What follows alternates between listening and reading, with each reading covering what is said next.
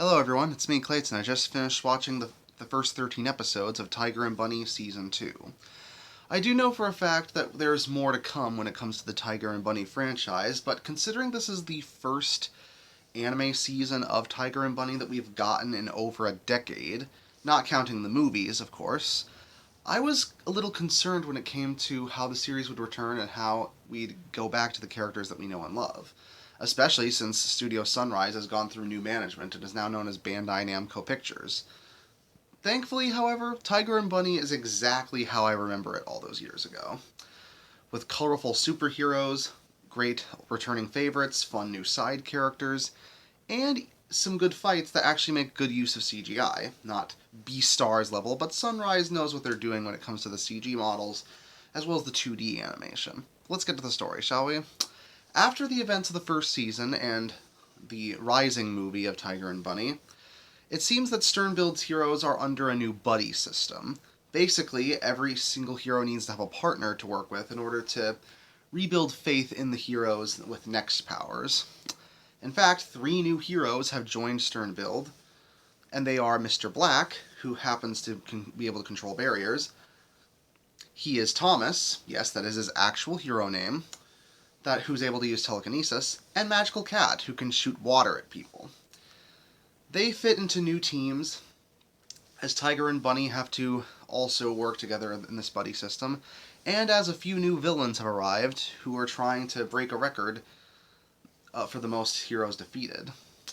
So, here's the thing that you'll immediately notice with the series. The visuals and the voice acting are pretty much the exact same as in the first series.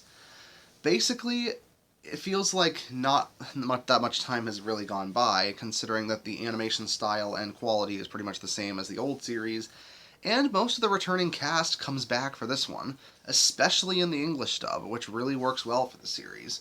So, if you just recently caught up with the season on a rewatch, like I did, it really feels like that you've just come back to Sternbild after not that much time, even though it's been a very long time since the first season of Tiger and Bunny.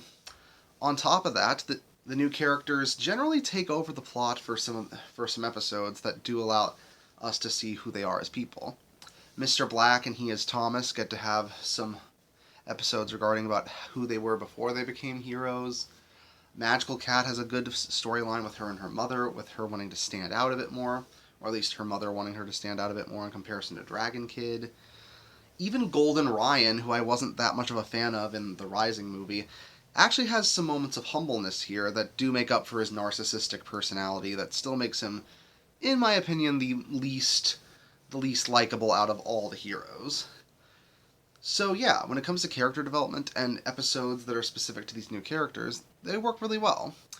But I do have kind of 2 flaws with this season, though they could be mitigated if the second half delivers.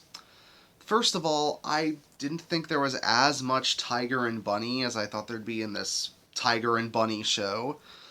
Granted, Kotetsu and Barnaby are still voiced by their original voice actors, and they do a great job, and they're still obviously connected to the plot in a major way, but they don't feel like the main focus for the first half, especially considering Tiger and Bunny are having one of their many arguments throughout most of it. And when they do come back, it kind of feels like they weren't built up as well as they were in the first season.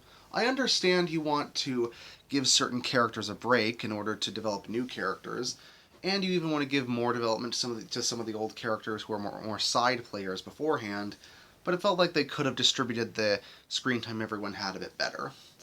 On top of that, the new villains aren't particularly interesting. There are these twin brothers named Hugon and Mugon who have powers of absorbing things and teleporting, and they're basically fanboys for a villain who's defeated 17 superheroes in the past. Granted, they work together for the fight scenes pretty well, and I do think they do actually deliver the biggest challenge that Kotetsu and Barnaby have had so far, along with the rookie heroes who get to be part of that fight too.